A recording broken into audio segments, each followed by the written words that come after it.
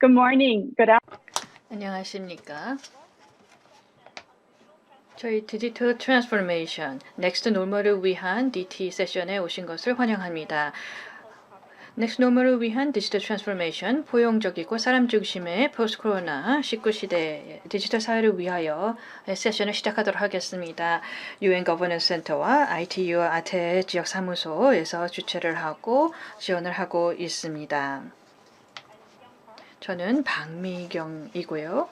현재 UN 거버넌스 센터에서 공공 거버넌스 담당관을 담당하고 있습니다.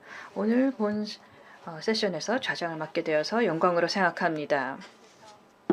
디지털화가 그 어느 때보다 탄력성 있는 회복을 가져다주는 중요한 수단으로 여겨지는 포스트 코로나 시대에서 무엇보다도 포스트 코로나 19 시대에서는 그 누구도 뒤처지지 않고 포용성을 가져가는 것이 무엇보다 중요해지고 있습니다. 이런 측면에서 오늘 세션에서는 저희 다양한 지식과 경험 그리고 혁신적인 아이디어를 디지털 트랜스포메이션에서 논의를 하고 관련된 사람 중심의 접근법에 대해서 논의하고자 합니다. 먼저 개회사를 시작하고자 합니다. 먼저 심보균 UN 거버넌스 센터 UN 대사 원장님을 모시고 개회사를 듣도록 하겠습니다. 심 원장님 말씀해 주십시오. 박미경 담당관님 감사합니다. 내빈 여러분, 귀빈 여러분, 참석자 여러분, 오늘 여기 계신 모든 분들을 저희 디지털 세션에 초대하게 된 것을 기쁘게 생각합니다. 오늘 세션은 넥스트 노멀을 위한 디지털 트랜스포메이션, 포용적이고 사람 중심의 포스트 코로나 19 시대 디지털 사회를 위해서라는 주제로 진행하고 있습니다. 본 세션은 UN 거버넌스 센터, ITU, 아시아 태평양 지역 사무소, 특히 저희 ITU의 아츠도 노쿠다 디렉터께서 함께 하고 계십니다. 디지털 트랜스포메이션은 팬데믹과 코로나로부터의 탄력성 있는 회복을 위해서 중요한 부분입니다. 그럼에도 불구하고 사회의 모든 영역이 이 디지털 기술의 기회를 포착하고 활용하고 있지 못하고 있습니다. 따라서 넥스트 노멀에 적응하기 위한 역량 구축이 중요합니다. 많은 제약이 있는데요. 많은 취약 계층들이 전체 디지털 트랜스포메이션 과정에 포함되어 있지 않는 경우도 보고 있습니다. 이를 통해서 지금 현재 상황은 계속해서 악화되고 있고요. 사회 경제적 젠더별 불균형으로 인해서 디지털 트랜스포메이션의 혜택을 모든 사람들이 균형적으로 가져가지 못하고 있습니다. 따라서 이 과정에서 이 디지털 트랜스포메이션의 혜택에서 그 누구도 뒤처지지 않도록 하는 것은 저희 넥스트 노멀을 위해서 그리고 디지털 사회를 포스트 코로나 시대에 구축하는 데 있어서 무엇보다도 핵심입니다. 이런 것들을 가능하게 하기 위해서는 포용적이고 사람 중심의 전략이 필요합니다. 굉장히 또 많이 뒤처진 그런 취약계층을 포용하는 정책이 필요합니다. 정부는 열린 디지털 거버넌스를 구축하는 것이 필요하고요. 특히 세 가지 측면에 있어서의 집중이 필요합니다. 오늘 세션이 바로 이 세 가지 영역에 대해서 다루게 될 것입니다. 첫 번째는 열린 포용적이고 협력적인 데이터 거버넌스를 구축하는 것이고요. 또 디지털 포용성을 도모하는 것이고요. 또 PPP, 민관 협력을 가져가는 것입니다. 아무쪼록 오늘 세션을 통해서 다양한 지식을 공유하고 또 혁신적인 베스트 프랙티스를 공유할 수 있는 기회가 되기를 바랍니다. 이를 통해서 포스트 코로나 시대의 디지털 사회를 구축하는 데 있어서 큰 기여를 할 수 있기를 기대합니다. 감사합니다. 예, 심 원장님 감사합니다. 그럼 다음은 저희 아츠코 오쿠다 ITU 아테 지역 사무소 디렉터를 초대해서 개회사를 듣도록 하겠습니다. Thank you, Mikyon. Mr. Bo Kim-sim, Head of UN 대사의 원장이신 신보균 원장님 그리고 참석하신 내빈 여러분 안녕하십니까?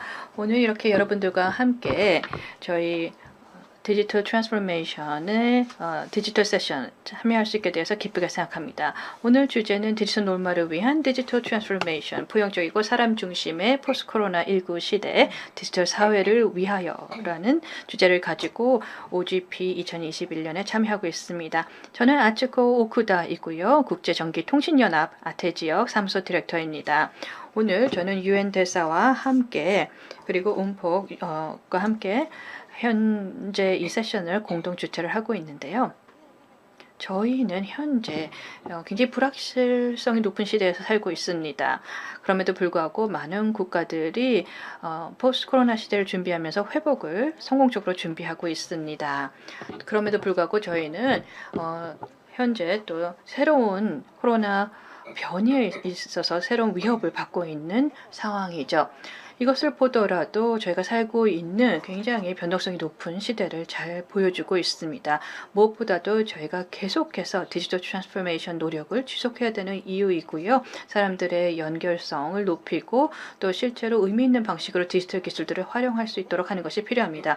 많은 진척 사항이 있었습니다. 2021년 ITU 연구에 따르면 추가적인 7억 8,200만 명이 새롭게 연결되고 있고 또 2019년 이후 많은 이니셔티브가 추진되고 있습니다. 아태 지역 같은 경우에는 인터넷을 사용하고 있는 인구가 24% 증가한 것을 보고 있습니다.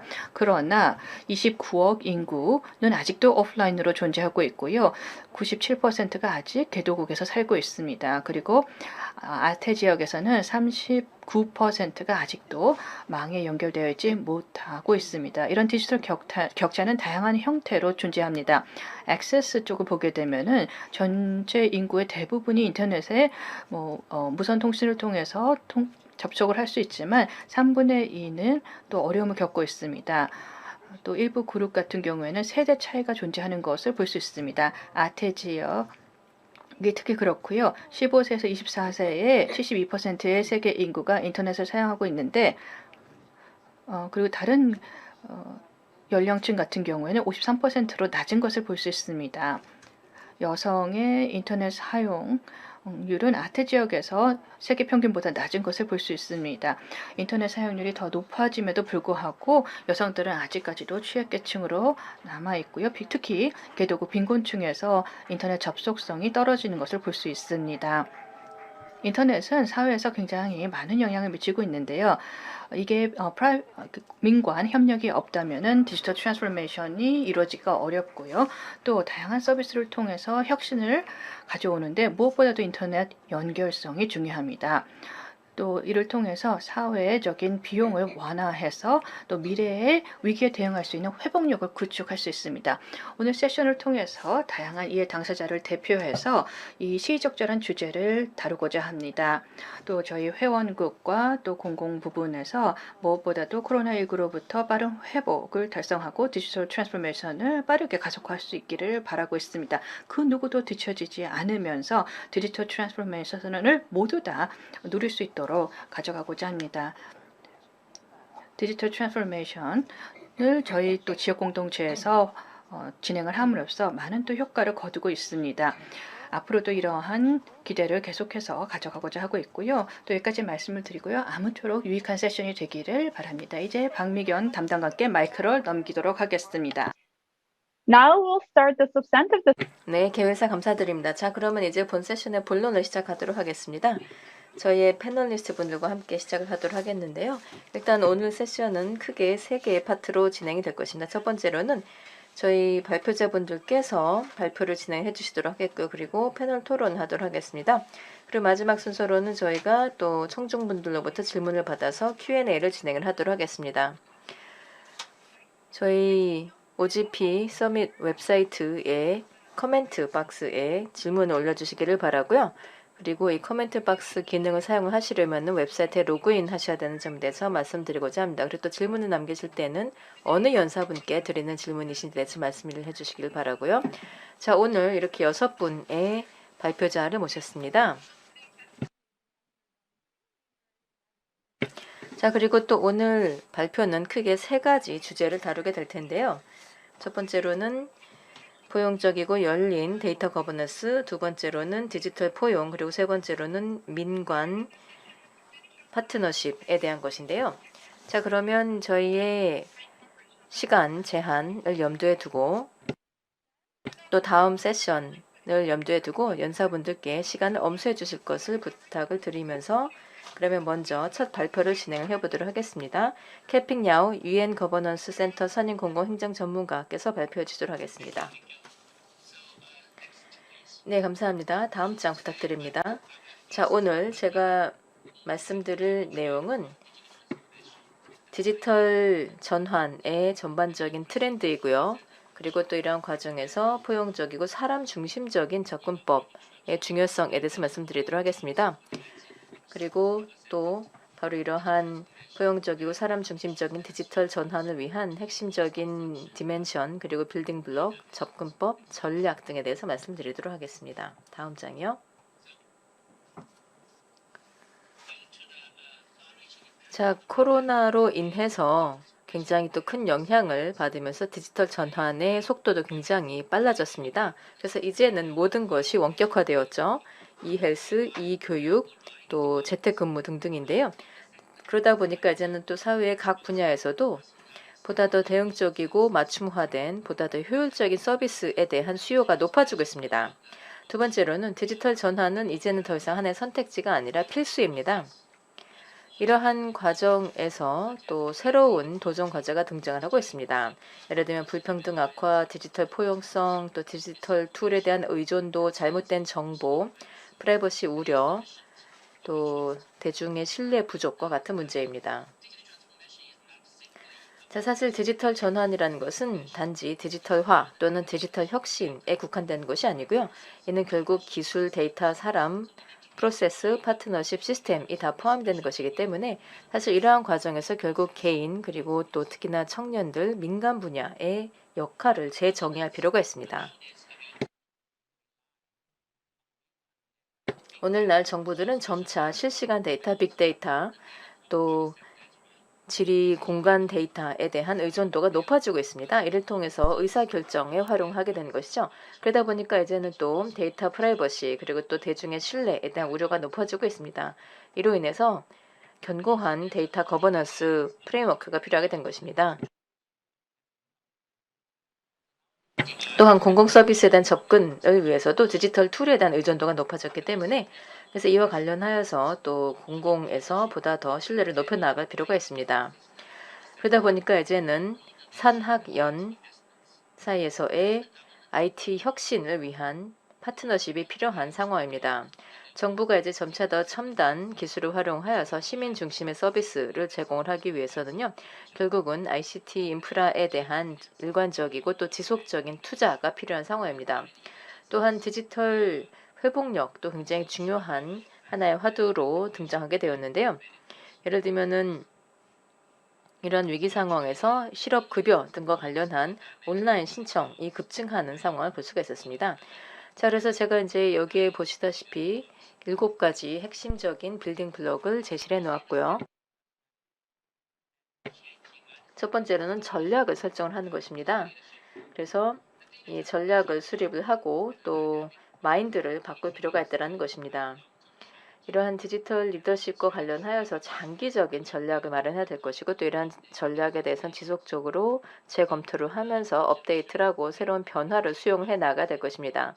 그래서 이렇게 이 전략을 업데이트한다라는 것 그리고 또 마인드를 바꿔 나갈 필요가 있다는 것이고요.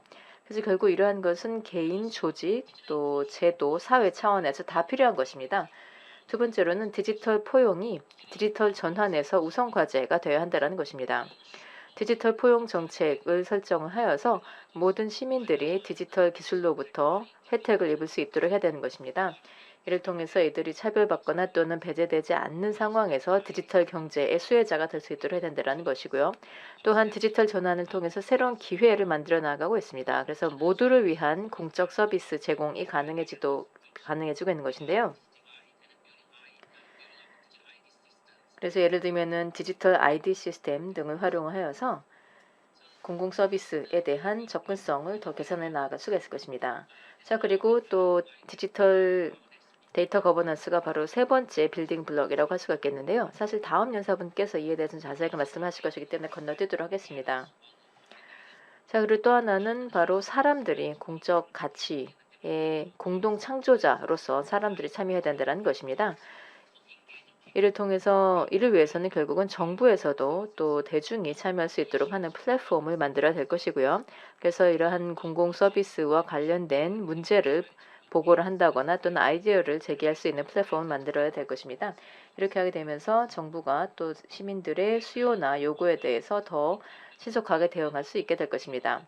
또 한 가지 데이터 상호 운영성도 굉장히 중요한 것인데요. 이것은 특히나 애플리케이션이나 솔루션들이 서로 간의 소통이 가능하도록 하는 데서 굉장히 중요하다고 할 수 있겠습니다. 이를 통해서 모든 시민들에게 심리스한 효율적인 서비스를 제공하는 것이 가능해질 것입니다. 바로 이러한 상호 운영성이야말로 또 정부에서도 새로운 서비스나 애플리케이션을 신속하게 도입하는 데 있어서 핵심적인 요소라고 할 수 있겠습니다. 자, 그리고 또 한 가지 중요한 것은 법적 틀이 있어야 된다는 것이죠. 법적 틀과 규제가 마련이 되어야지만 데이터 프라이버시 그리고 또 대중의 신뢰를 확보할 수가 있을 것입니다. 사실 디지털 인프라도 그렇고요. 또 이러한 대중의 신뢰라는 것은 우리가 앞으로 디지털 전환해 나가는 데서 핵심적인 필수 요건이라고 할 수 있겠습니다. 그래서 필요하다면 데이터 프라이버시를 위해서 새로운 법을 제정을 하여서 대중의 신뢰를 확보를 하고 또 새로운 디지털 전략과 이니셔티브를 구상하는 데 있어서도 이를 적용해야 될 것입니다. 마지막 빌딩 블록은 파트너십입니다. 정부가 디지털 시스템과 관련하여서 최대한 많은 당사자들과 협력을 해나가야 할 것이고요. 예를 들면은 투자나 또는 ICT 인프라를 구축을 하는 데 있어서는 학계 또 IT 기업들 그리고 민간과의 협력이 무엇보다 중요하다 할 수 있겠습니다. 여기까지입니다. 감사합니다. 예, 감사합니다. 야오 전문가께서는 바로 이러한 사람 중심의 디지털 전환에 대해서 설명해 주시면서 또 필요한 빌딩 블록이 무엇인지에 대해서 좋은 설명해 주셨습니다. 감사드립니다. Presentation. 다음은 비디오 발표입니다. 두 번째 연사분인데요. 와이민 쿼 UN 경제사회 공공제도 디지털 정부국 선임공공행정 담당관을 역임하고 계십니다. 내빈 여러분, 동료 여러분, 안녕하십니까? 오늘 특별 세션에 참여할 수 있게 돼서 진심으로 영광스럽게 생각합니다. ITU 지역 사무소와 함께 본회의에 참여할 수 있게 되어서 기쁘게 생각합니다. 저는 현재 공공부분 또 디지털 정부 부처에서 일을 하고 있고 UN 대사를 대표해서 발표를 드리고 있습니다. 먼저 오늘 그 데이터 거버넌스와 오픈 거버넌먼트 데이터 그리고 거버넌스에 대해서 말씀을 드릴 텐데요. 지금 현재 데이터 거버넌스의 주요 트렌드를 보게 되면 데이터는 빠르게 성장하고 있기 때문에 많은 역설을 또 담고 있습니다. 데이터는 인풋일 뿐만 아니라 아웃풋이죠. 프론트 오피스와 백 오피스에서 모두 사용되고 있고요. 일부 데이터는 사용되고 있지만 일부 데이터는 사용되지 않고 또 최적화돼서 사용되기도 하지만 그렇지 않은 경우도 있습니다. 데이터 부족도 경험하고 있지만 또 데이터 과잉으로서 어려움을 겪고 있습니다. 또 정부는 세 개의 역할을 담당하고 있죠. 데이터 생산, 소비, 규제 모두를 담당하고 있습니다. 이런 복잡성을 기반으로 저희는 정부가 데이터 거버넌스의 프레임워크를 도입하도록 권고드리고 있습니다. 16개의 목표를 원칙으로 가져가고 있고요. 그 하부에는 책임성, 효과성, 효용성을 가지고 있습니다. 4개의 주축이 있는데요. 정책과 규제, 그래서 데이터의 정보 보호, 데이터 윤리 등을 포함하고 있고요. 또 데이터 전략과 리더십을 가지고 있습니다. 또 데이터 생태계를 통해서 민관 협업을 가져갈 뿐만 아니라 AI와 머신러닝과 같은 새로운 기술들을 담고 있는 것을 볼 수 있습니다. 그럼 세 가지 주요 메시지에 대해서 말씀을 드리고자 하는데요. 데이터 최적화를 통해서 생산성, 책임성, 포용성을 강화할 수 있을 뿐만 아니라 공공부문의 신뢰를 구축할 수 있습니다. 또 다양한 혜택들은 아직까지 이제 정부에서 구축을 하고 있지 못하고 있는데요. 이 데이터 사이언스와 데이터 관련된 다양한 그 이해가 부족한 것을 볼 수 있고요. 또 장기적인 비전과 생태계 구축 접근법이 궁극적으로 전체 사회에 혜택을 가져다 줄 것입니다. 열린 정부에 대해서 UN의 사무총장의 디지털 협력 로드맵사에서는 디지털을 하나의 공공재로서 열린 데이터를 또 요청하고 있습니다. 저희 UN 대사에서는 OGDI를 추적하고 있는데요. 당시에는 46개국만이 오픈 데이터 포털만을 열었습니다. 그런데 이제 2020년 153개국으로 늘어나서 80% 상승을 경험하고 있습니다. 여기서 보고 계신 것은 열린 정부 데이터 인덱스 OGDI의 히트 맵으로 제가 선행 연구로 2020년 실행을 했습니다. 많은 국가들을 보게 되면 아직까지 중간 또는 낮은 지표 수준을 보이고 있는 것을 볼 수 있습니다. 아프리카 또 일부 남미 국가 그리고 동남아 지역을 볼 수 있는데요. 그리고 선진국인 유럽, 미국 같은 경우에는 굉장히 높거나 아주 높은 OGDI를 가지고 있습니다. 더 많은 작업이 필요합니다. 데이터 거버넌스 또 열린 거버넌스 프레임워크에서 저희가 데이터 표준을 살펴봐야 되겠고요. 데이터 호환성 그리고 데이터 분석력 그리고 GIS 또는 지리 데이터 그리고 실시간 데이터, 정부 예산 데이터를 봐야 됩니다. 또 데이터 정보 보호, 보안 그리고 국가 간 데이터 거버넌스 그리고 민간 부분 데이터에 대한 많은 이제 연구와 작업이 필요합니다. 이 참여와 모두도 배제시키지 않는 정책에 대해서도 고려가 필요하죠. 이 participation, 이 참여는 아주 오래 고대 아테네 시대부터 시작했습니다. 근데 이러한 이 participation은 계속해서 진화되고 있죠. 1970년대부터 이러한 화상회의를 통해서 참여가 늘어났고요. 또 명확한 이 participation에 대한 정의가 2000년 초반에 수립이 되었습니다. 여기 보시게 되면은 이 participation에 대한 세 가지 주축도를 보여드리고 있습니다. 전자정부, 두 번째는 전자정보 의견 수렴이 되겠고요. 또 정부의 다양한 정책에 대한 의견을 수렴하는 과정이 되겠습니다. 또 마지막으로 전자 의사결정을 통해서 정부 정책에 대한 의사결정이 이루어질 수 있도록 지원하는 부분입니다. 6개의 부분에 있어서의 이 participation을 조사한 결과였는데요. 2014년부터 2020년 동안 이 6개 섹터에서 상당한 성장이 있었습니다. 근데 자세히 보게 되면은 UN 회원국 중 반만이 지원을 하고 있고요. 또 80여 개국 미만만이 이 컨설테이션 또는 온라인 열연 수렴 과정을 가져가고 있는 것을 볼 수 있습니다. 몇 가지 주요 메시지가 되겠습니다. 이 participation은 무엇보다도 그 누구도 배제시키지 않는 것이 중요하고요. 또 특히 다양한 기능의 참여 플랫폼에 대한 트렌드가 있는 것을 볼 수 있습니다. 보다 광범위하고 심층적인 참여가 가능할 수 있도록 유도하는 것이 필요하고 있고요. 아직까지도 이 participation의 보급이 느린 것을 볼 수 있습니다. 기술이 발전했음에도 불구하고요. 여기까지가 제 발표였고요. 저희 작업에 대해서 더 많이 궁금하시다면 언제든지 연락 주시기 바랍니다. 감사합니다. 곽 담당관님 감사합니다. 데이터 거버넌스 프레임워크에 대해서 중요하다라는 말씀을 해주셨습니다. 특히 공공기관에 있어서의 이런 공공 부분 신뢰를 구축하기 위한 프레임워크의 중요성을 강조하면서 이 UN 같은 경우에는 디지털 데이터를 공공재로 정의를 하면서 계속해서 확장을 해나가고 있습니다. 그럼 앤드레 오니께서 발표를 해줄 텐데요. 현재 에스토니아 경제통신부 정부 최고 정보 책임자로 일을 하고 있습니다. 그럼 발표 시작해 주시기 바랍니다.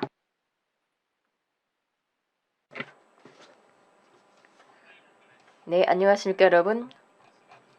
오늘 본 행사에 참여하게 되어서 매우 기쁩니다. 저는 디지털 사회를 만들어 나가는 과정에 대해서 여러분께 말씀드리고자 합니다. 그 어느 누구도 소외되지 않도록 하는 디지털 포용이라는 개념하고 맞닿아 있다고 생각을 하는데요. 자, 그러면 먼저 저희가 왜 디지털화를 추진하고 있는지에 대해서 배경을 말씀드리도록 하겠습니다. 먼저 에스토니아는 상대적으로 작은 나라인데요. 그러면서도 또 동시에 면적은 45,000 제곱킬로미터 정도가 되어서 그래서 인구 밀도는 굉장히 낮은 편입니다. 그러다 보니까 결국은 정부가 전통적인 방식으로 또는 과거의 방식으로 국민들에게 다가가는 것이 쉽지 않다라는 의미입니다. 자, 그래서 사실 80년대, 90년대 당시 인식이 있었던 것이 예산의 제한 그리고 또 자원의 제한으로 인해서 우리가 최고의 또는 굉장히 높은 수준의 공적 서비스를 모든 에스토니아 국민들에게 제공을 하는 것이 굉장히 어렵다라는 것이었습니다. 그리고 그 당시에 TCP/IP 프로토콜 또는 인터넷이라고도 알려졌죠. 인터넷이 개발이 되고 있던 상황이다 보니까 그때 저희가 여기서부터 영감을 받게 된 것입니다. 만약에 사람들이 디바이스를 통해서 예를 들면 도서관이나 또는 정부 행정 사무실이나 또는 집에서 정부 서비스에 접근할 수가 있다면 그러면 이런 서비스를 받을 수 있는 것이 아닌가라고 생각을 했었는데요. 자, 그런데 지금은 이제 사람들이 실제로 이런 디바이스를 다 가지고 다니죠. 예를 들면 스마트폰이라거나 또는 컴퓨터 등등. 자, 그러면 사실 이제는 에스토니아 내외 어디에서 거주를 하건 간에 바로 이렇게 정부의 공적 서비스를 접근할 수 있게 된 것입니다. 자, 오늘 제가 말씀드릴 내용은 크게 다음과 같은 세 가지 주제인데요. 첫 번째로는 디지털 아젠다 2030 최근에 발표한 내용입니다. 그 다음으로는 우리가 어떻게 하면 더 많은 사람들에게 서비스를 제공을 할 것인가, 즉 디지털 방식을 통해서요. 그리고 세 번째로는 저희가 한동안 좀 오랫동안 개발을 해왔었고 이제 곧 시작을 하게 될 서비스인데 그것은 바로 뷰로크라트라는 것입니다. 그래서 이것은 AI 시대의 정부 서비스의 모습을 보여준다고 할 수 있겠습니다. 자, 그러면 먼저 저희의 디지털 아젠다 2030에 대해서 말씀드리겠는데요. 크게 이제 다음과 같은 몇 가지 부분으로 구성이 되어 있습니다. 자, 그래서 이 디지털 정보 아젠다에 대해서 몇 가지 더 말씀드리도록 하겠는데, 근데 이 중에서도 저는 바로 이 연결성 아젠다 그리고 또 국가 사이버 안보 아젠다 특히 중요한 부분이다 보니까 좀 더 말씀드려 보도록 하겠습니다. 일단 저희 KPI를 말씀드리자면요. 2030년까지 모든 개인들, 모든 기업들, 모든 가구에서 초고속 인터넷 연결성을 갖도록 하는 겁니다. 사실 지금도 보급률이 높은 편이지만요. 전 세계에서 굉장히 많은 나라들에서도 바로 이런 라스트 마일 딜리버리에 대해서 고민을 하고 있고 그리고 또 인터넷의 속도에 대해서도 아직까지 좀 우려가 있는 상황이다 보니까 저희는 2030년까지 모든 사람들에게 필요한 접근을 제공할 수 있도록 한다라는 것입니다. 자, 그리고 또 사이버 안보 아젠다의 경우 우리의 시스템에서 문제가 없도록 한다라는 것이고 또 그러한 동시에 투명성을 유지하도록 하는 것입니다. 왜냐하면 결국 우리가 판매를 하는 것은 신뢰이기 때문이고요. 만약에 우리가 우리의 실수를 숨긴다라면 사람들은 우리를 믿지 않을 것입니다. 또는 특정 방식에 대해서 우리 스스로 보호하기 위해서 특정 방식에 대해서 관심을 충분히 주지 않는다면 사람들이 믿지 않을 것이기 때문에 투명성이 무엇보다 중요하다고 할 수가 있겠습니다. 자, 지금 저희 아젠다, 디지털 아젠다 2030에서는 특히나 중요한 것이 바로 사람 중심성이라고 할 수 있겠습니다. 일단 이런 시스템을 안전하게 사용하도록 해야 되겠지만 동시에 디지털 서비스 사용하는 사람들을 최대한 더 늘려나가는 것이 목표인데요. 그렇게 하기 위해서는 디지털 서비스를 최대한 편리하게 사용하도록 해야 된다는 겁니다. 그래서 그 어느 누구도 이 서비스 사용하지 못하겠다는 인식을 갖지 않도록 해야 된다는 것이고 그리고 또 디지털 사회라거나 디지털 정부에 참여하지 못하는 일이 없도록 해야 된다는 것입니다. 그렇게 하기 위해서는 저희가 능동적인 서비스 제공하고자 하고 또 AI형 정보를 구현을 하고자 합니다. 이를 통해서 이러한 서비스를 사용을 하는 전체 과정에서 지원을 하고자 하는데요. 자, 그런데 또 이러한 과정에서 우리의 플랫폼, 우리가 만들어 나가는 플랫폼은 미래에 대한 대비도 되어야 한다라는 것입니다. 지금도 보면은 벌써 이제 전 세계적으로도 또 분산형 ID 시스템을 가지고 있는 것을 볼 수가 있습니다. 그래서 예를 들면은 정보 데이터베이스에서 자신의 데이터를 찾아볼 수도 있는 것이고요. 그런데 또 이러한 데이터 동의 관리 플랫폼도 있는데 그래서 예를 들면 사람들이 이러한 본인의 데이터와 관련하여서 제3자에게 제공이 가능하다라고 동의를 해주게 된다면 이를 공유할 수 있도록 하는 것인데요. 자, 그리고 또 저희는 X로드라는 이 데이터 교환 레이어도 구축을 하였습니다. 이를 통해서 정부 기관 간에 이 법적인 근거가 있다면 다시 말해서 동의가 있다면 그러면 정부 기관 간에 이러한 데이터도 원활하게 교환할 수 있도록 하는 레이어도 구축을 해놓았습니다. 이렇게 하게 되면서 저희가 미래에 대한 대비도 하고 있다라고 말씀드릴 수 있겠고요. 자, 그러면 간단하게 저희의 몇 가지 목표를 말씀드리자면요. 2030년까지 최고의 사이트가 되도록 한다라는 것이고 그리고 이렇게 하기 위해서는 결국은 사용자들의 만족도가 무엇보다 중요하다라고 할 수가 있겠습니다. 그래서 저희가 이에 대해서는 지속적으로 평가를 해 나갈 것입니다. 지금도 사실 나쁘진 않지만은요. 앞으로도 개선의 여지가 좀 있다고 생각합니다. 다음 장이요. 자, 보시면 다음으로는 공공 서비스에 대해서 좀 말씀드려 보도록 하겠는데요. 아시다시피 EU의 경우에는 디지털 경제 및 사회 지수가 있는데 사실 이 지수에서 보시면 저희는 1위는 아닙니다. 자, 그런데 저희가 이 소통이라거나 또는 이러한 분야에서는 저희가 1위이긴 하지만 아직도 저희가 개선의 여지가 있다라고 할 수 있겠습니다. 자, 그래서 개선할 수 있는 한 가지 방법은 맞춤형 서비스를 제공을 하는 겁니다. 사람들이 필요로 할 때, 필요한 곳에서, 필요한 방식으로 제공을 한다라는 것이고요. 다시 말해서 국민이 정부에게 먼저 요청을 하기 전에, 그러니까 정부에서 이미 관련된 데이터와 정보를 가지고 있기 때문에, 그래서 이러한 서비스를 누가 받아야 되는 것인지를 사전에 파악을 할 수가 있다는 것입니다. 그래서 이런 서비스를 사전에 제한할 수가 있는 것이고, 물론 이러한 서비스의 실제 사용 여부는 시민이 스스로 결정하면 됩니다. 그래서 이를 거부를 하는 것도 가능하고요. 자, 예를 들면 거버넌스 모델 중에서 한 가지가 바로 결혼, 이 혼인과 관련된 것인데요. 예를 들면 혼인 신고와 관련하여서도 굉장히 여러 기관이 관여가 되는데, 자, 그런데 보시면은 왼쪽에 한 명의 만족한 고객이 있죠. 그래서 한 명의 에스토니아 시민이 바로 이러한 모든 서비스를 심리산 방식으로 원활하게 한 번에 다 해결하는 모습을 저희가 목표로 하고 있는 것입니다. 자, 그래서 사실 저희가 이를 위해서는 대형 프로젝트를 한 번에 해서 한꺼번에 끝내겠다라는 것이 아니고, 그것보다는 작은 컴포넌트부터 시작을 하여서 반복적으로 이어나가는 것을 목표로 하고 있습니다. 자, 저희가 이러한 서비스를 AR 시대에 제공을 하는 데 있어서 이 AR 시대의 모델을 보여주고자 하는 것이 바로 뷰로크라트라는 것입니다. 이는 사람들이 정부 서비스를 그 어떠한 디바이스나 어떠한 방식으로 사용하건 간에 가장 효율적이고 가장 편리한 방식으로 사용하도록 하는 것을 목표로 하고 있는데요.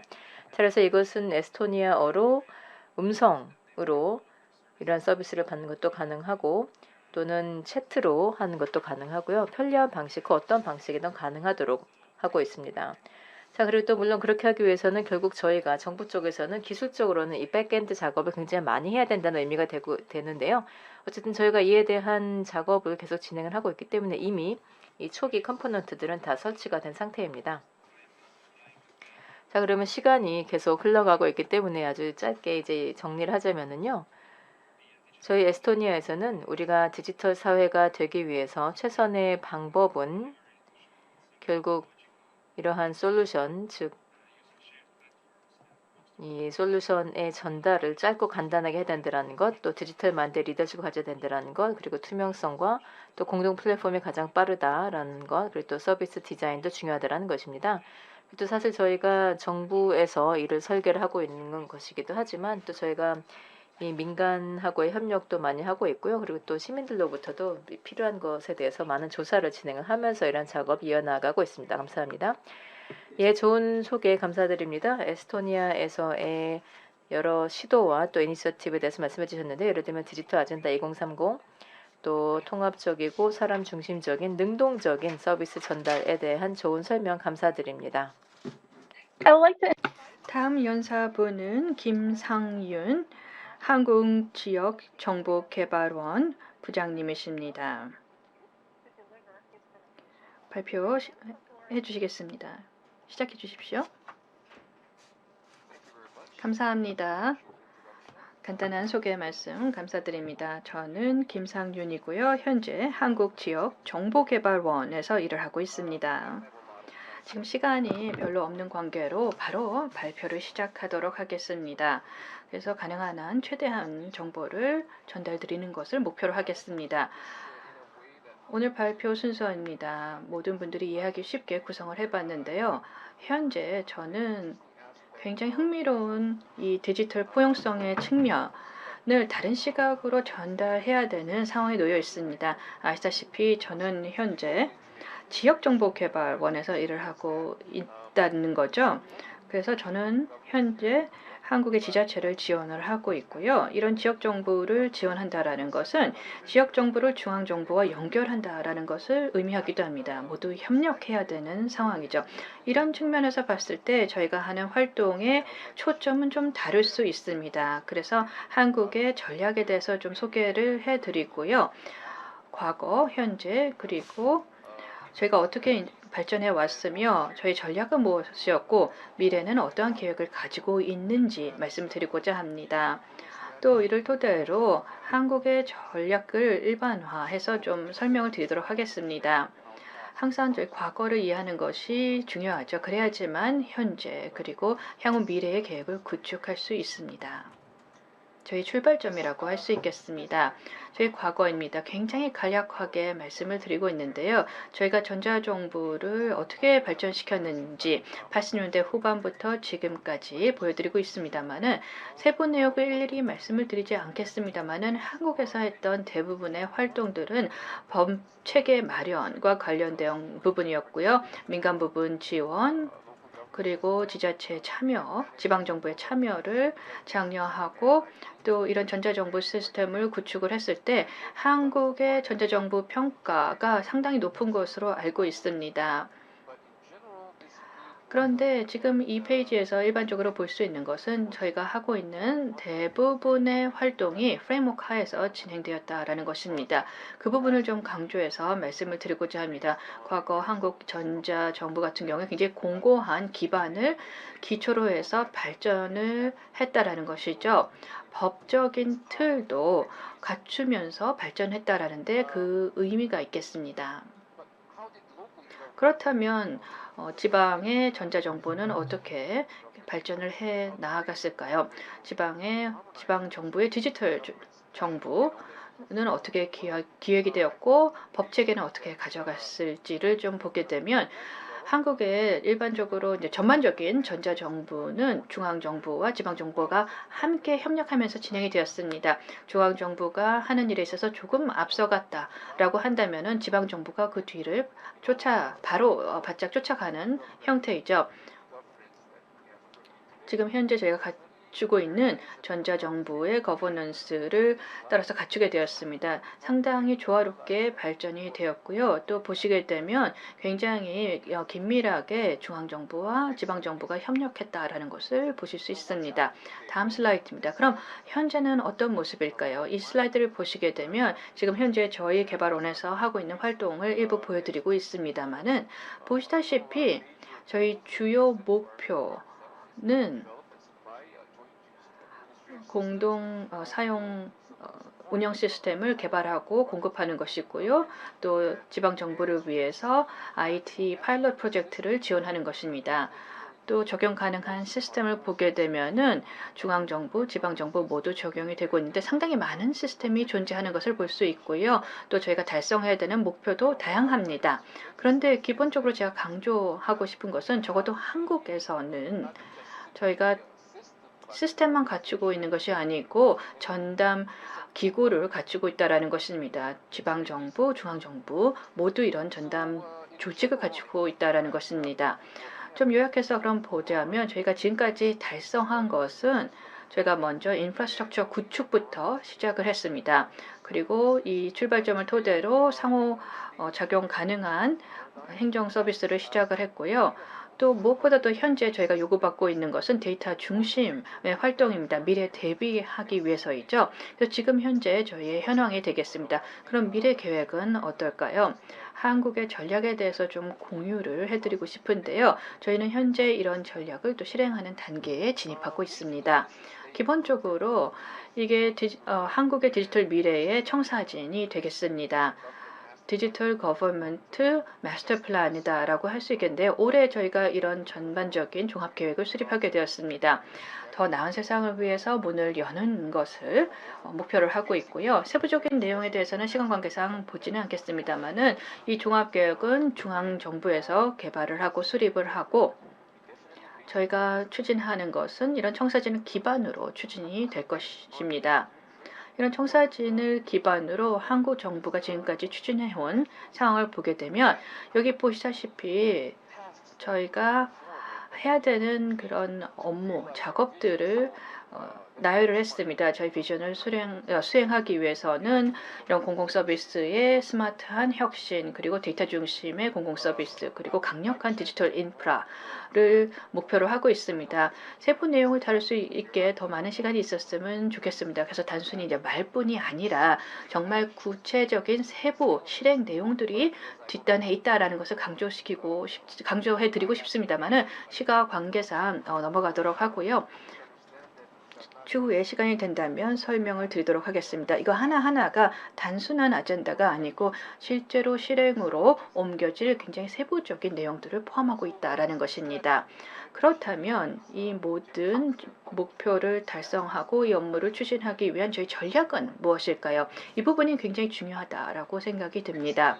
기본적으로 저희 코로나19 상황 때문에 이것을 추진하기가 쉽지는 않은 상황입니다만은 한국이 지금 추진하고 있는 한국형 뉴딜 하에서는 저희는 세 가지에 집중을 하고 있습니다. 코로나19 극복뿐만 아니라 더 나은 경제를 구축하기 위해서 저희는 일단 경제 쇼크를 최소화시켜서 고용 창출을 해야 되겠고요. 또 생존을 위해서 빠른 회복을 해 나갈 것입니다. 또 개혁도 필요하죠. 개혁을 통해서 저희가 적응을 하는 기반을 만들고 또 이런 구조적인 변화를 선도해 나갈 수 있어야 될 것입니다. 한국형 뉴딜에 있어서 저희 전략 굉장히 중요한 부분이 바로 이런 한국형 뉴딜 부분이 되겠습니다. 디지털 그린 뉴딜 그리고 디지털 뉴딜 그리고 그린 뉴딜로 구성이 되어 있습니다. 이게 한국형 뉴딜인데요. 저희가 지속 가능한 성장을 위해서 그리고 코로나 극복을 위해서 필요한 유일한 뉴딜은 아닙니다. 한국 정부는 디지털적인 측면뿐만 아니라 지속 가능한 녹색 성장 그리고 인적 자원 개발에 집중을 하고 있습니다. 이를 통해서 안정적으로 그리고 장기적으로 발전을 이루고 코로나19 팬데믹을 극복을 함과 동시에 이 팬데믹의 경험을 활용을 해서 미래에 더 나은 개선과 보완을 할 수 있도록 활용하고자 합니다. 제가 이 하나하나의 측면에 다 말씀드릴 수 있는 시간이 주어져 있지는 않습니다만은 제가 강조 드리고 싶은 것은 이 전체 큰 그림 하에서 저희는 새로운 디지털 뉴딜을 담당하고 있다라는 것이고요. 크게 네 가지로 구성되어 있습니다. AI 생태계를 강화하고 또 교육 인프라를 디지털하고 또 비대면 산업을 촉진하고 또 사회적인 인프라를 디지털화하는 것을 목표로 하고 있습니다. 구체적인 계획도 수립이 되어 있고요. 지방정부도 모두 참여를 하고 있는 상황입니다. 하나하나 세세한 내용을 말씀드리지 못해서 아쉽습니다만은 구체적으로 예산도 수립되어 있고 목표도 설정되어 있습니다. 약 500억 불에 달하는 예산이 책정이 되어 있고요. 저희 목표는 적어도 2025년까지 90만 개의 일자리를 창출하는 것을 목표로 하고 있습니다. 다음 슬라이드 부탁드립니다. 이게 제 마지막 슬라이드군요. 죄송합니다. 네, 여기까지 발표를 드렸고요. 또 구체적인 질문이 있으시다면 언제든지 주십시오. 감사합니다. 마이크 넘겨드리도록 하겠습니다. 김 부장님 감사합니다.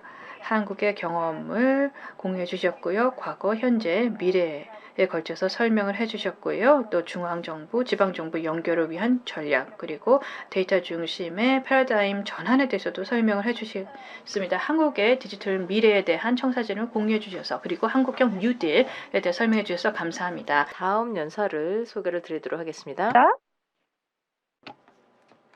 아츠코 오쿠다 디렉터님 발표 시작해 주시기 바랍니다. 네, 발표해 주시면 되겠습니다. 감사합니다. 네, 다음 장표를 보도록 하겠습니다. 그럼 간략하게 저희 조직에 대해서 소개해 드리면서 시작하고자 합니다. ITU는 정보 기술에 특화된 기관입니다. 또 UN 내에서 가장 오래된 기관으로서 1865년에 설립이 되었는데요. 잘 알려지지 않은 사실입니다. ITU는 193개국을 커버하고 있고요. 한 900여 개의 민간 기업들과 학계가 참여하고 있습니다. 저희는 또 활발하게 라디오 커뮤니케이션 그리고 대역폭 관리, 표준화, 그리고 디지털 격차를 극복하기 위한 발전에 몸담고 있습니다. 또 간략하게 저희 발표를 시작함에 있어서 이 코로나의 영향에 대해서 말씀을 드리면서 시작을 하고자 합니다. 장표에 보시는 것처럼 최근 수치를 보시게 되면은 상당히 모든 수치에 있어서 수치가 올라간 것을 볼 수 있습니다. 연결성, 데이터 사용성, 가입률, 그리고 가정 내의 인터넷 접속률이 크게 오른 것을 볼 수 있습니다. 코로나19 그리고 격리 조치로 인해서 이런 그 사용량이 늘어났는데요. 뿐만 아니라 국가들 중에서 대역폭 또는 초고속 인터넷 연결성이 좋은 국가들을 보게 되면은 상대적으로 코로나로 인해서 부정적인 영향이 제한된 것을 볼 수 있습니다. 경제적인 영향도 제한적이고요. 그래서 보시다시피 인터넷 통신망과 초고속 인터넷 인프라가 미래에 이런 긴급 상황을 대응하는 데 있어서 중요하게 작용할 것으로 예측할 수 있습니다. 뿐만 아니라 다양한 그 수치들을 한번 살펴보겠습니다. 최근에 이제 ITU가 Facts and Figure라는 보고서를 2021년 내놓은 바 있습니다. 현재 49억 명이 온라인으로 연결이 되어 있고요. 한 29억 명 정도가 아직까지 오프라인으로 뒤쳐져 있는 것을 볼 수 있습니다. 다음 슬라이드입니다. 저희가 지역별로 나눠서 좀 살펴봤습니다. 보시다시피 상당히 진척이 있었습니다만은 전반적으로 이 개별적으로 개인들이 사용하는 인터넷 사용률은 높아졌습니다만은 지역 간의 불균형은 여전히 존재합니다. 아태 지역 같은 경우 61%의 연결성을 가져가고 있고요. 인터넷 사용 인구가 61%에 달하고 있는 것을 볼 수 있습니다. 또 여기 보시다시피 4G 네트워크의 커버리지가 상당히 시간이 지나면서 늘어난 것을 볼 수 있고요. 더 많은 사람들이 지금 4G 네트워크를 사용하고 있는데요.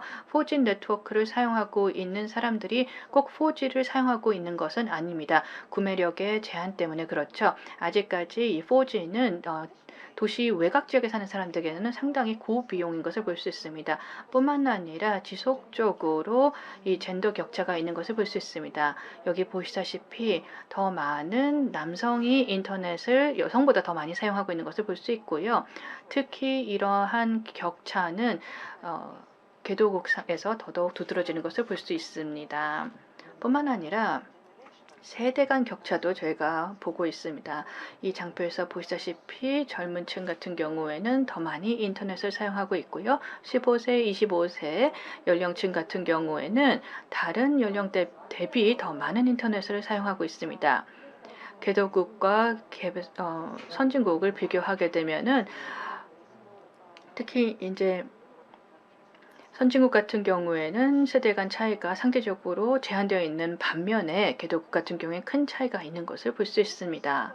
또 이 장표에서 보시다시피 도시와 도시 외곽 지역 간의 격차가 큰 것을 볼 수 있습니다. 개도국과 선진국을 또 보게 되면은 도시와 도시 외 지역의 인터넷 사용 인구는 선진국 같은 경우에는 그렇게 크지 않는데 이제 개도국 같은 경우에는 72%, 34%로 큰 차이가 있는 것을 보고 있습니다. 그렇다면 ITU가 다음 전 슬라이드를 보여주시기 바랍니다. 이 문제를 해결하기 위해서 저희가 어떠한 활동들을 하고 있을까요? 그리고 이런 취약계층, 여성, 그리고 장애 인구, 그리고 여아들의 이런 불균형을 해소하기 위해서 어떠한 활동을 하고 있을까요? 이게 애니메이션이 되어 있어서 계속 이제 돌아가고 있는데요. 저희가 또 중요하게 추진하고 있는 것 중에 하나는 접근성을 제공하는 것입니다. 저희는 항상 SDG로부터 출발을 합니다. ICT 기술 같은 경우에는 굉장히 중요한 부분으로 SDG 를 모두 다 지원을 하고 있습니다만은 여기서 중요한 것은 이 중간 부분이 되겠습니다. 저희가 제공하고 있는 서비스와 정보 운영이 최적화돼서 설계되고 실행되는 것이 무엇보다도 중요합니다. 그렇기 때문에 저희가 봤을 때 이 정부 전반에 걸친 종합적인 접근법이 그리고 전략이 필요합니다.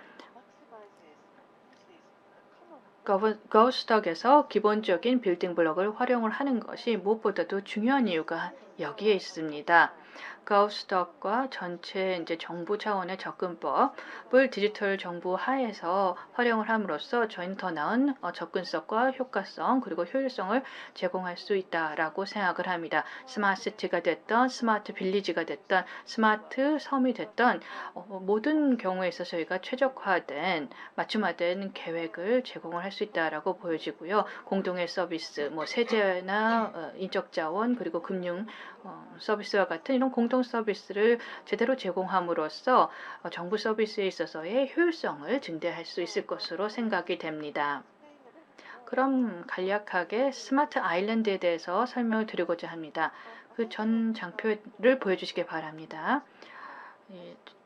종합적인 정부의 접근법, 전체 정부 접근법과 공동 ICT 빌딩 블록을 통해서 저희는 스마트 시티, 스마트 빌리지, 스마트 아일랜드 서비스를 비용 효과적으로 그리고 확장성 있게 그리고 협업이 가능한 상태에서 제공 가능할 것으로 생각합니다. 이를 통해서 이 헬스케어, 이 교육, 이 농업, 이 정부, 재관리 그리고 디지털 금융들을 제공할 수 있다라고 생각하고요. 여기에는 취약계층, 사회 취약계층도 포용하면서 추진할 수 있다라고 봅니다.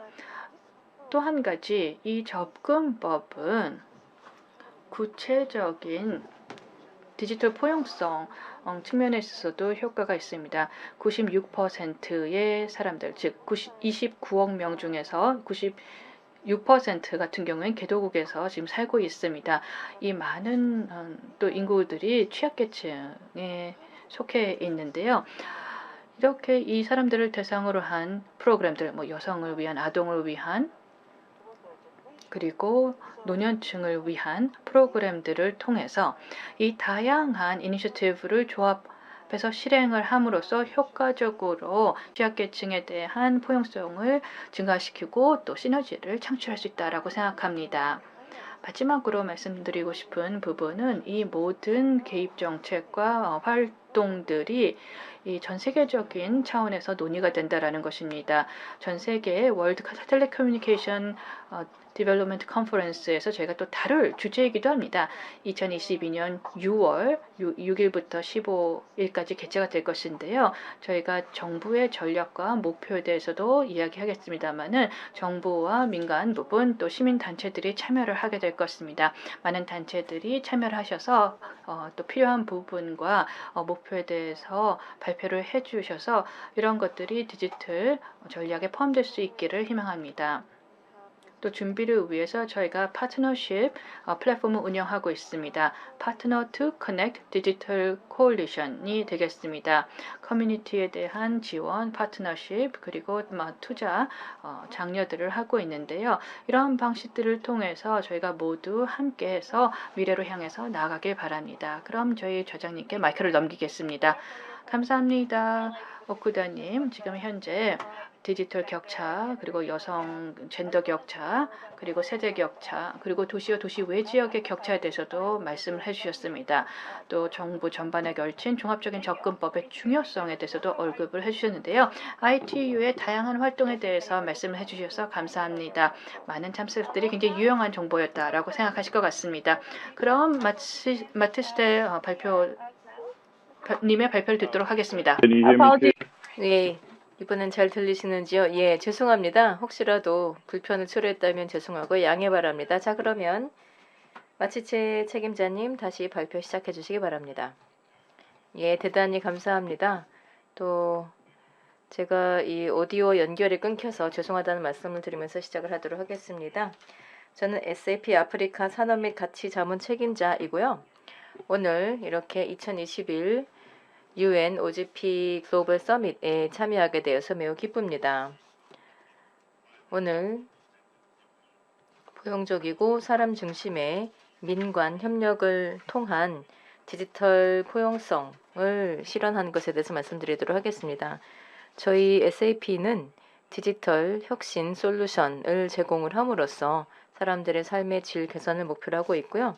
저희는 전 세계적으로 2만 곳 이상의 연방 또 지방 정부 그 외에도 민간 분야의 고객들을 보유하고 있습니다.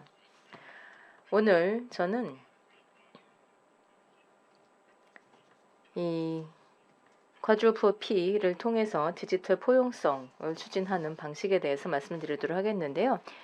이를 위해서는 두 가지 질문에 대해서 답변을 드리는 방식으로 진행을 해보도록 하겠습니다. 첫 번째로는 협력적이고 또 효과적인 조치를 통해서 민관 분야가 디지털 변환을 촉진할 수 있는 방식에 대해서 말씀드리도록 하겠고요. 두 번째로는 SAP 아프리카 그리고 또 전 세계적으로 공공 분야와의 협력을 통해서 어떻게 적극적으로 디지털 전환에 대해서 기여하고 있는지를 말씀드리겠습니다. 제가 보기에는 이런 이 디지털 포용성을 보다 더 촉진하기 위해서는 민관 분야에서 주목해야 되는 것이 다음과 같은 분야라고 봅니다. 첫 번째로는 과감하고 또 진보적인 법안, 두 번째로는 교육이고요. 그리고 세 번째로는 공동의 혁신입니다. 그러면 각각 어떤 의미인지를 한번 보도록 하겠는데요.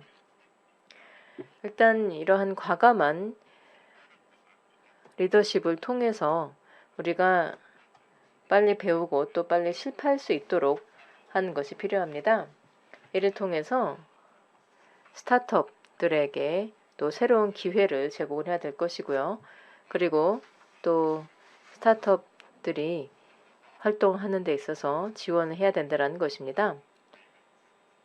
자, 그리고 또 과감하고 또 진보적인 법안과 관련하여서는 시민들이 쉽고 또 단순화된 정부 서비스를 요구하고 있다는 것입니다.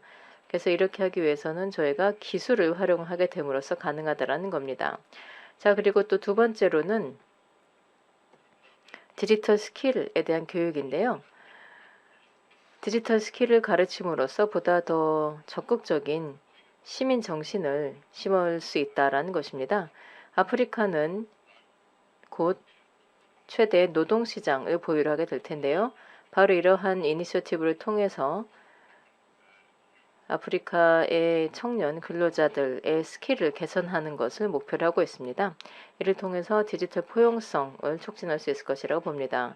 그리고 세 번째로는 저희가 SAP에서 자문의 역할로서 다양한 자문위원회에 참여를 하고 있다는 것입니다. 첫 번째로는 UN 자문위원회이고요. 자, 바로 이러한 독립적인 자문위원회의 역할은 사실 민간 또 공공 분야의 디지털 포용성을 촉진하기 위해서 설립이 된 것이 바로 이들의 목표인데, 이를 통해서 우리가 또 기술에 대한 담론을 점차 더 발전시켜 나아가는 것이 필요하다고 생각합니다. 자, 그러면 다음으로는 SAP가 지금까지 어떠한 노력을 기울였는가를 말씀드려 보도록 하겠습니다. 제가 지금까지 여러 가지 노력을 기울여 왔는데 오늘은 제가 5가지만 말씀을 드리고요. 그리고 나중에 또 종합 토론 시간에 질문이 있으면 좀 더 상세히 말씀드려 보도록 하겠습니다. 첫 번째로는 아프리카 코드 위크인데요. 이는 8세에서 16세의 청소년들에게 코딩 또 프로그래밍 스킬을 가르치는 것입니다. 2015년부터 시작을 하여서 그래서 아프리카 대륙 전체에서 358만 명 이상에게 다가갔고요. 그리고 저희는 특히나 5x5x25라는 이니셔티브를 통해서 보다 더 지속성을 담보하고자 하는 것입니다. 이를 위해서 저희 SAP에서는 저희 조달의 5%가 사회적 기업을 통해서 이루어질 것이다 라고 약속을 한 바가 있습니다. 그래서 이것이 2025년까지이고요. 그리고 또 추가적으로 5%는 다양한 기업을 통해서 조달할 것이라는 것입니다. 이를 통해서 저희가 다양한 기업들과 함께 협력을 해 나가고자 하는 것이고요. 자, 그리고 또 저희는 이 영 프로페셔널 프로그램도 있는데 이것은 멘토십 프로그램은 아니고요. 이 SAP의 동료들이 실질적으로 함께 협력을 해 나가는 것입니다. 자, 그리고 바로 이러한 이 YPP 프로그램은 2012년부터 아프리카에서 또 굉장히 많은 청년들에게 지원을 하고 있으며, 그리고 이를 통해서 우리의 파트너들 그리고 또 우리 사회 전반적으로 이를 통해서 혜택을 받을 수 있도록 하는 것을 목표로 하고 있습니다. 자, 그리고 Sustainability at SAP 이 노력도 전 세계에서 저희가 진행을 하고 있는 굉장히 핵심적인 하나의 프로그램이라고 할 수 있겠습니다. 저희가 이것을 어떠한 방식으로 진행을 하고 있는가를 말씀드리자면요. 여기서는 또 가나에서 진행을 하고 있는 시범 프로젝트가 있습니다. 그래서 12,000명 이상의 가나 사람들이 SAP 기술을 활용을 하여서 그래서 폐기물 관리를 지원을 하고 있는데요. 이는 세계 경제 포럼과 함께 그리고 또 세계 플라스틱 액션 파트너십과 함께 협력을 하고 있습니다. 이를 통해서 가나에서의 플라스틱 폐기물의 처리에 대해서 개선하는 노력을 함께 기울여 나가고 있는 것인데 저희가 아프리카 다른 지역에서도 이러한 파트너십을 더욱더 확대해 나아갈 것을 목표로 하고 있습니다. 이를 통해서 저희가 아프리카에서 보다 더 많은 활동을 통해서 UN SDG 목표 달성에도 일조하고자 합니다. 자, 여기까지 제가 말씀을 드리도록 하겠는데요. 저희는 이러한 여러 노력을 통해서 또 디지털을 통해서 모든 사람들과 연결이 되기를 바라며 그래서 우리 모두가 포함되지 않는 한 결국 그 어느 누구도 진정으로 포함된 것이 아니다라는 메시지를 전하고자 합니다. 예, 좋은 발표 감사드립니다. 민간 분야가 디지털 전환에 기여할 수 있는 방법에 대해서 SAP 아프리카의 경험을 토대로 말씀해 주셨고요. 그리고 또 정부와 함께 다양한 방식으로 협력을 하면서 이러한 노력을 이끌어 나갈 수 있는 것에 대해서 좋은 말씀해 주셨습니다. 디지털 포용성을 위해서 또 이러한 이 테크니컬 업스킬을 위해서 SAP 아프리카의 노력에 대해서 말씀해 주셔서 감사드립니다. 자, 그러면 이제 라운드 테이블 순서를 시작을 하도록 하겠습니다. 자, 그러면 모든 패널리스트 분들께 각각의 답변에 대해서 2분 이내로 해주실 것을 요청을 드리도록 하겠습니다. 자, 그러면 먼저 캐핑 야오 전문가님께 첫 질문을 드리도록 하겠습니다. 앞서서 발표를 하시면서요. 마인드를 바꾸는 것의 중요성에 대해서 말씀해 주신 바가 있습니다. 그리고 또 이 역량 강화에 대해서도 말씀해 주셨는데 자, 그렇다면 필요한 마인드나 역량 또 스킬이 어떠한 것이 있을까요? 다시 말해서 바로 이런 PPP를 가능하게 하기 위해서 민간 분야 또 기업이나 또는 정부에서 필요한 그런 마인드가 어떤 것이 있을까요? 예, 감사합니다. 사실 굉장히 또 핵심적인 마인드가 있겠죠. 이런 디지털 전환과 관련하여서 첫 번째로는 증거 기반이라는 마인드라고 할 수 있겠습니다. 또한 데이터에 대한 역량 그리고 또 정보 리터러시라고도 할 수가 있겠습니다. 이를 통해서 데이터를 찾고 또 활용을 하여서 문제를 해결할 수 있는 역량이 확보가 되는 것이죠. 그리고 또 동시에 이 공공의 투명성을 강화하고 또 퍼블릭 이 공공 서비스를 설계하고 전달하는 것을 더 개선할 수 있을 것입니다. 두 번째는 디지털 마인드라고 할 수 있겠습니다. 이런 디지털 마인드를 통해서 바로 이러한 디지털 기술의 장단점에 대해서 보다 더 잘 파악을 하고 그리고 또 이를 활용하여서 복잡한 문제를 해결하는 데 디지털 기술을 적용할 수 있도록 할 것입니다. 세 번째로는 협력적인 마인드입니다. 이러한 협력적 마인드를 통해서 또 공무원들은 바로 조율과 통합 그리고 대화를 촉진하고자 노력해 나가야 할 것이고요. 그리고 또 한 가지 관련된 역량을 말씀드리자면 복수 이해 당사자 파트너십을 구축하도록 하는 것입니다.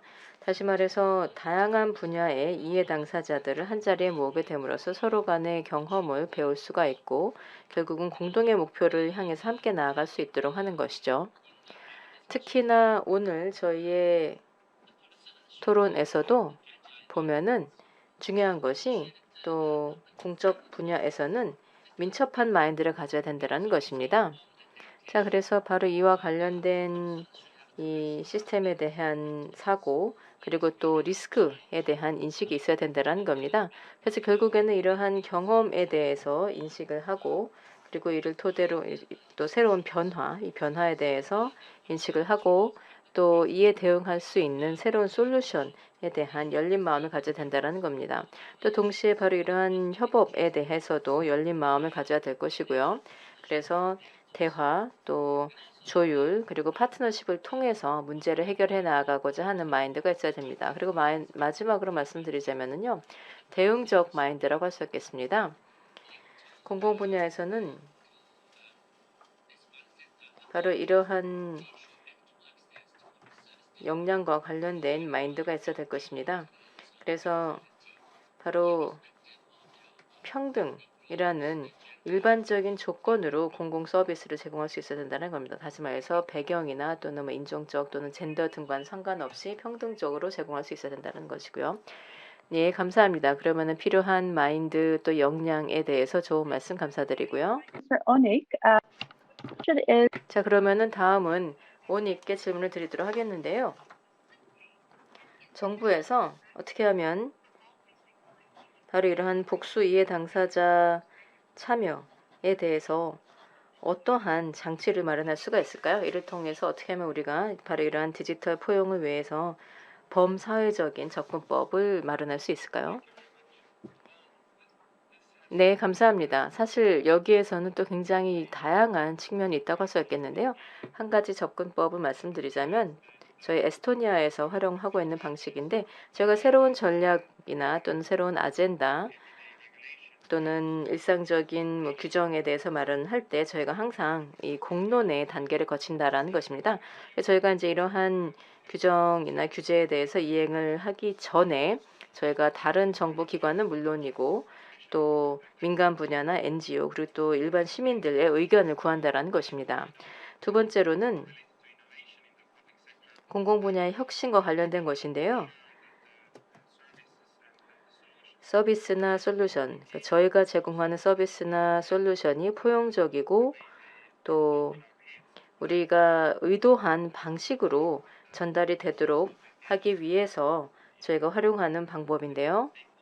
그래서 예를 들면은 바로 이러한 솔루션을 구축을 하는 데 있어서 다양한 이해 당사자들의 참여를 장려한다는 겁니다. 예를 들면 디지털 테스트베드 프레임워크라는 것을 최근에 시작을 하였는데 이때도 저희가 사회 각계각층의 사람들이 여기에 참여를 하여서 그래서 이와 관련된 것을 검토를 하고 또 솔루션에 대해서도 제공을 하여서 그래서 이런 솔루션들을 하나의 도메인에서만 사용을 하는 것이 아니라 여러 도메인에서 사용할 수 있도록 하는 일종의 모듈이 될 수 있도록 컴포넌트가 될 수 있도록 했었던 것입니다. 그래서 여기에 최대한 많은 사람이 참여하도록 저희가 장려를 했었는데요. 어쨌든 중요한 것은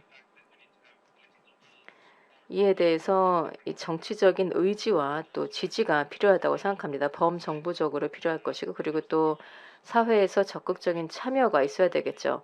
사실 이러한 장치가 있다 하더라도 그 어느 누구도 사용하지 않는다면은 무의로 돌아갈 것이라고 봅니다. 그래서 결국은 사람들 스스로가 이러한 프로세스에 참여를 하겠다라는 의지가 있어야 된다는 것이고요.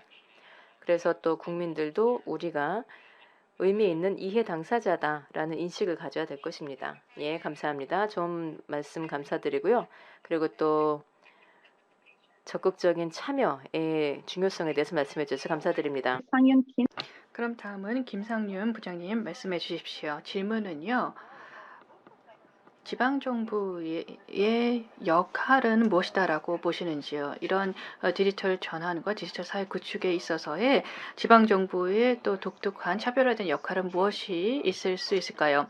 예, 그 답은 사실 저로서는 굉장히 어렵지 않은 답이다라고 생각합니다. 저는 지금까지 지방정부와 수년간 일을 해왔는데요. 제가 관찰한 것은 지방 정부는 이런 공공 서비스를 전달하는 일들을 주도하고 있다라는 것입니다.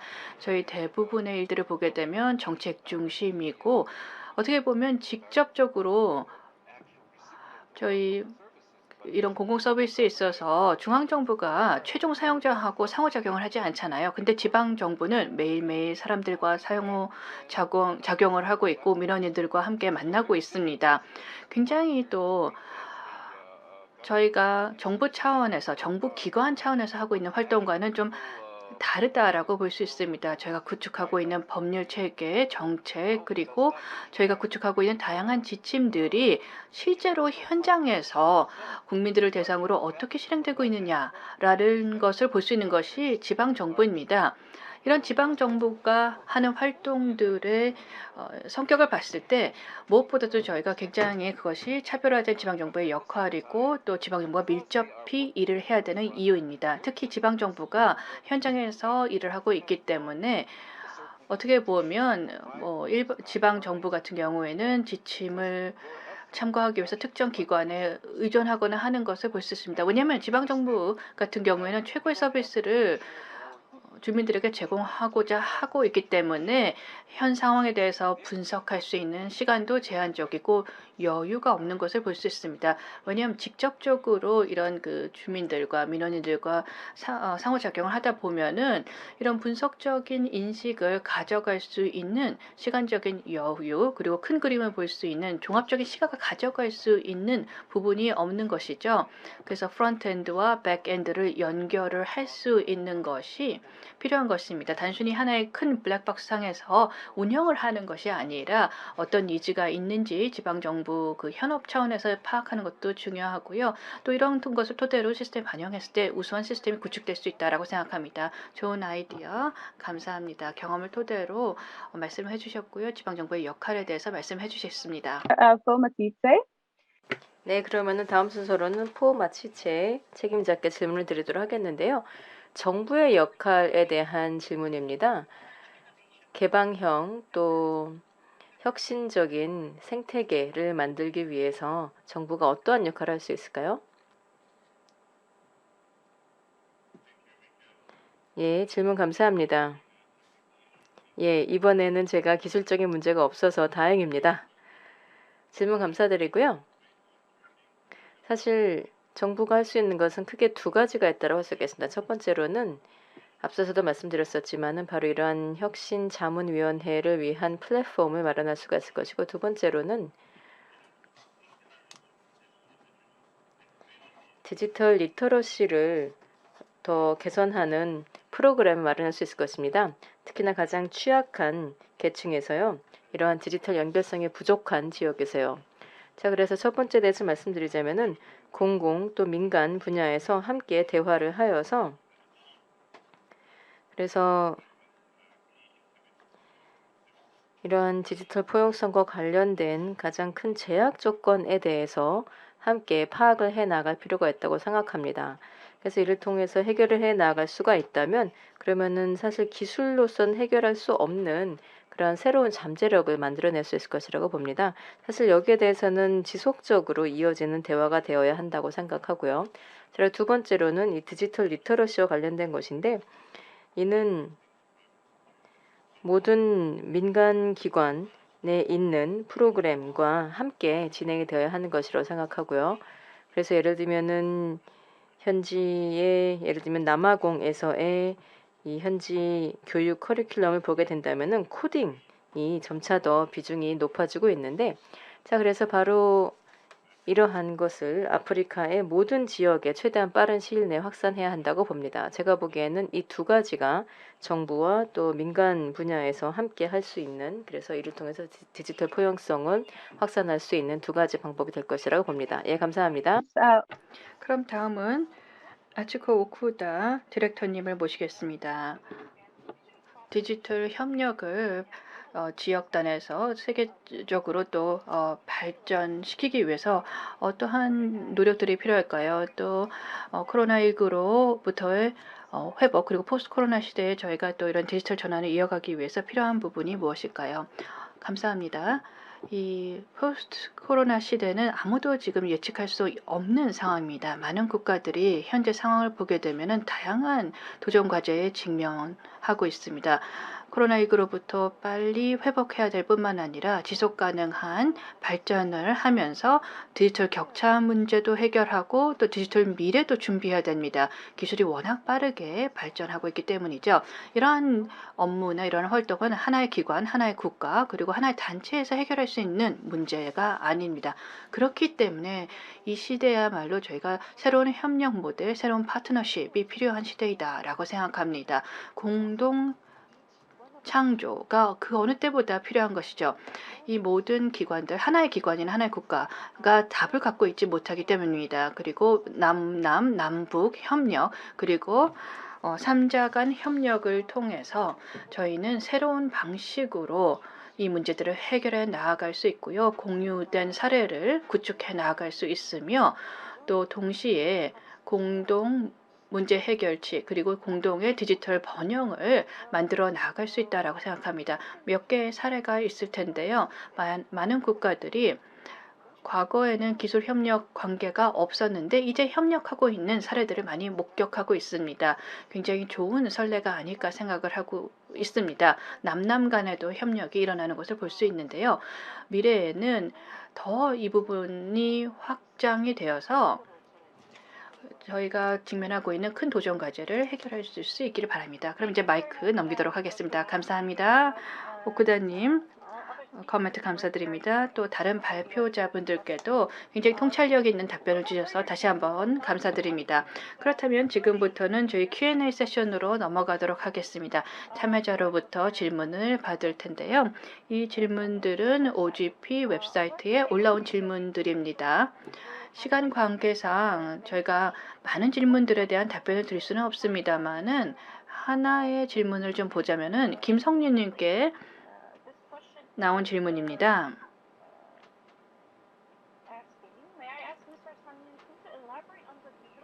김상윤 부장님, 한국의 디지털 미래 그리고 데이터 중심의 공공서비스 전달의 미래를 어떻게 보고 계신지 궁금합니다. 간략하게 답변 주시면 감사하겠습니다. 좋은 질문 감사드립니다.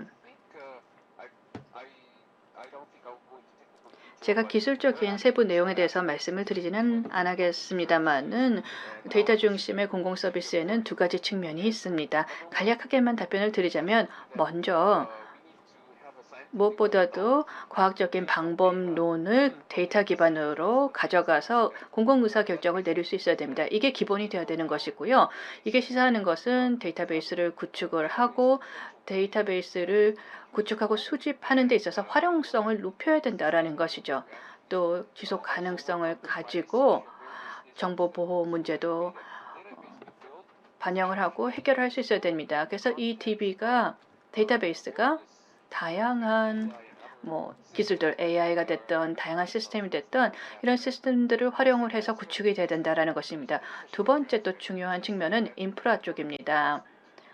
저희가 데이터를 활용하기 위해서는 그리고 이 데이터를 활용해서 서로 상호작용이 돼서 실행이 되기 위해서는 클라우드로 이전을 해야 됩니다. 기술적인 측면에서 보게 되면 저희 데이터베이스가 하나의 이제 격리된 사일로로 구축을 해서 여기저기 분산되어 있는 것은 바람직하지 않습니다. 그래서 문제가 있다면 데이터를 하나에 모으고 데이터를 분석하고 결과를 내는 것은 어렵죠. 그럼 활용도가 떨어집니다. 또 정보 보호라든지 법적인 문제가 있을 수도 있죠. 그래서 이 두 가지 측면에서 저희가 좀 살펴봐야 됩니다. 좋은 데이터를 가지고 있어야 되겠고요. 또 두 번째로 지속 가능한 데이터를 갖추는 것이 우선이라면 또 그만큼 또 중요한 것이 데이터를 쉽게 활용할 수 있도록 클라우드에서 데이터를 또 가지고 활용하는 것이 필요합니다. 네, 감사합니다. 김 부장님. 그리고 또 아이디어 공유해 주셔서 진심으로 감사드립니다.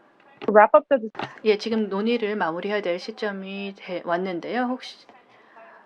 혹시 또 질문이 있다면은 그리고 OGP 웹사이트에서 추가적인 질문해 주시면 저희가 또 추후에 답변을 드리도록 하겠습니다. 세션을 마무리하기 전에 각 발표자분들을 모시고 간략하게 마무리 말씀해 주시면 좋겠습니다. 이 스피커들께서 30초 이내로 말씀해 주시면 좋겠습니다. 그럼 먼저 오쿠다 님께서 마지막 말씀해 주시면 좋겠습니다. 네, 감사합니다. 먼저 지금 이야기하신 부분에 대해서 좀 첨언을 드리고 싶습니다. 보셨다시피 저희가 29억 명의 사람들이 아직까지는 오프라인에 있습니다. 이분들의 데이터는 없죠. 이분들의 데이터를 가지고 정책을 만들거나 의사결정을 하지 못하고 있습니다. 김 부장님께서도 언급했다시피 이런 연결성을 가속화하고 확장하는 것은 필요합니다. 이분들이 연결될 수 있도록 하는 것이 필요하죠. 그래서 이런 분리된 사일로로 사람들이 존재해서 연결되어 있는 사람들과 인터넷에 연결되어 있지 않는 사람들 간에 분리가 있어서는 안 됩니다. 이게 굉장히 중요하고요. 오늘 세션을 통해서 그 시급성을 다시 한번 강조할 수 있는 것 같습니다. 감사합니다. Thank you very much. Now, may I invite 네, 대단히 감사합니다. 다음은 마치차 책임자님. 네, 감사합니다. 사실 아마 모든 발표자분들께서 동의하겠지만요. 결국 협업이 가장 중요하다라는 것입니다. 그래서 우리가 바로 이러한 포용성을 실현하고 확장해 나가기 위해서는 함께 협력하고 빨리 일하고 또 빨리 학습을 하여서 그래서 우리가 또 정부로서 필요한 것을 제공할 수 있도록 해 나가야 된다고 생각합니다. 자, 그래서 저는 각각의 발표자 분들의 기관들과도 함께 협력을 하여서 그래서 앞으로도 또 서로 간에 함께 가능한 협력을 하고 그리고 또 각각의 국가에서 다양한 분야에서 함께 협력해 나갈 수 있기를 바랍니다. 감사합니다. much and thank 네, 감사합니다. 또 지지 말씀도 감사드립니다. 말씀드리고 싶은 것은 협력의 측면이 굉장히 중요하다라는 것입니다. 저는 지방 정부와 중앙 정부가 협력할 수 있도록 일을 하고 있는데요. 사실 이것은 데이터의 문제 또는 기술의 문제라기보다는 사람들을 포용하고 또 사람들을 포함시키는 것이 중요합니다. 자기의 의지를 가지고 데이터를 반영할 수 없는 사람들이 또 포함될 수 있도록 하는 것이 필요합니다. 서로 연결될 수 있게 지원하는 것이 필요하죠. 이 모든 기술들이 있습니다만은 제가 말씀드리고 싶은 것은 저희는 함께 일을 해야 되고 협업을 해야 된다는 것입니다. 감사합니다. may I invite Mr. 그러면 다음 순서로는 오닉입니다. 네, 사실 벌써 마치차 책임자님, 또 김상윤 부장님, 또 오쿠다 디렉터님께서 제가 하고 싶은 말씀을 다 해버렸다는 굉장히 어려운 입장인데요. 하지만 저는 다시 한번 협업에 대해서 강조를 하고자 합니다. 국제기구들도 정부들 간에도 서로 간에 협력할 필요가 있다고 봅니다. 왜냐하면 우리가 당면한 과제가 유사하기 때문이고요. 그리고 또 우리가 선택한 경로도 유사한 측면이 많습니다. 그렇기 때문에 바로 우리가 이와 관련된 베스트 프랙티스 또 최고의 지식에 대해서 함께 공유할 필요가 있다고 생각합니다. 왜냐하면 한 나라에서 잘 되는 것이 또 다른 나라에서 그렇지도 않을 수도 있고 또 국제기구가 더 잘하는 것도 있을 수가 있기 때문에 그래서 이러한 것에 대해서 서로 간에 함께 공유를 해 나간다는 것 바로 이렇게 모두가 협업하는 것이 무엇보다 중요하다고 봅니다. 예, 감사합니다. 다음은 야오 전문가님. 네, 감사합니다. 디지털 전환이라는 것은 계속 진행이 되는 것이고요. 앞으로도 그럴 것입니다. 그래서 변혁적인 리더십과 또 마인드 변화가 필요하고요. 그리고 또 무엇보다도 협업이 중요하다고 할 수가 있겠습니다. 저희는 영내 그리고 글로벌 디지털 협력을 강조하고자 합니다. 특히나 개도국의 입장에서는 이미 있는 것을 새로이 만들어서 할 필요는 없다고 생각합니다. 네, 대단히 감사합니다. 자, 그러면 다시 한번 저희 모든 연사분들께 감사의 말씀을 드리고자 합니다. 자, 그러면 이제 본 세션의 클로징을 진행을 하도록 하겠는데요. 그러면 아츠코 오쿠다께서 폐회사를 해주시도록 하겠습니다. And I believe 감사합니다. 오늘 세션의 주제는 굉장히 시의적절했다라고 생각합니다. 많은 국가들이 코로나19로부터 회복을 하는 과정에 있으면서 저희가 무엇보다도 동의할 것이 이 세션이 굉장히 또 많은 정보를 공유해 줬고 또 풍부한 내용을 다뤄줬다라고 생각합니다. 무엇보다도 주최 측에게 본 세션을 가능하게 해주셔서 다시 한번 진심으로 감사드립니다. 많은 연사분들이 이미 말씀을 해주셨습니다만 제가 폐회를 하면서 말씀을 드리고 싶은 것은 이 협업에 대한 협력에 대한 강조입니다. 디지털 연결을 위한 기술뿐만 아니라 전문가 간의 연결성 그리고 파트너들 그리고 참여자 간의 연결성이 필요합니다. 좋은 사례들 그리고 학습된 교훈들 또 결과들을 공유하는 것이 필요합니다. 좋은 인사이트들을 논의를 해야 되고요. 아직까지 저희가 가보지 않은 길입니다. 향후 저희가 어떠한 방향으로 나아갈지는 모릅니다만은 저희는 서로 이 미래가 어떻게 전개될지 또 주도해 나아갈 수 있는 힘이 있습니다. 이 미래는 포용적이고 지속 가능할 것이다 라고 생각합니다. 감사합니다. 네, 감사합니다. 자, 그러면 다음 순서는 신보균 UN 거버넌스 센터 원장님께서 폐회사를 해주시도록 하겠습니다. 네, 감사합니다. 여러분 모두 본 세션의 논의가 유익했기를 바랍니다. 저는 통찰력 있는 발표와 또 생산적인 토론을 통해서 깊은 감명을 받았습니다. 앞으로 디지털 기술을 발전시켜 나아가면서 또 무엇보다도 사람 중심적인 디지털 사회를 위해서 또 데이터 중심의 그리고 또 효과적인 데이터의 활용이 중요하다라는 논의를 하였고요. 그리고 또 포용적이고 또 투명한 데이터 거버넌스를 구축하게 됨으로써 우리가 포용적이고 사람 중심의 디지털 전환을 가능하게 할 수 있을 것이라고 봅니다. 또한 디지털 격차를 좁혀 나아가면서 디지털 포용성을 강화할 필요가 있고요. 이렇게 하기 위해서는 또 이 디지털에 대한 가격 접근성을 개선할 필요가 있다고 봅니다. 특히나 또 취약계층에 대한 지원을 강화해야 될 것이고요. 그리고 또 정부는 민간 분야 그리고 개인들을 포함한 협력을 강화를 하여서 민관 협력을 강화하여서 혁신의 생태계를 구축하고 또 협업적이고 혁신적인 마인드를 심어 나아가야 할 것입니다. 이를 통해서 또 사회에서의 관련 있는 이해 당사자들과 함께 협력해 나아가 될 것인데요. 자, 그래서 저희도 앞으로 회원국들이 이런 포용적이고 사람 중심의 디지털 포용성을 향해 나아가는 데 있어서 저희도 지원을 하여서 뉴 노멀에 대한 준비를 하는 데 함께 해 나가고자 합니다. 이를 위해서는 혁신적인 새로운 베스트 프랙티스의 공유를 촉진해 나가고자 합니다. 저희는 앞으로도 이러한 중요한 이슈에 대해서 함께 협의해 나가기를 바라고요. 특히나 또 글로벌 그리고 또 지역 또 국가 차원에서의 논의를 더욱더 활성해 나가기를 바랍니다.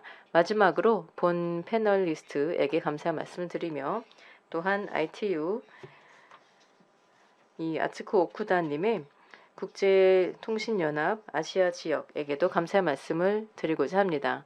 본 세션을 이렇게 성공적으로 이끌어주신 사회자에게도 감사의 말씀을 드립니다. 경청해주신 여러분 모두에게 감사합니다.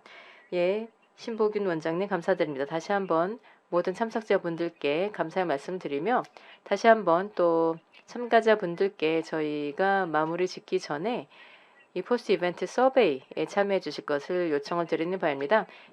이것은 저희가 앞으로 또 지속적으로 개선해 나아간 데서 굉장히 중요한 정보가 될 것이니까요. 이 QR코드를 사용해서 서베이를 작성해 주시기 바랍니다. 자, 그럼 이것으로서 본 세션을 마치도록 하겠습니다. 감사합니다. Thank you.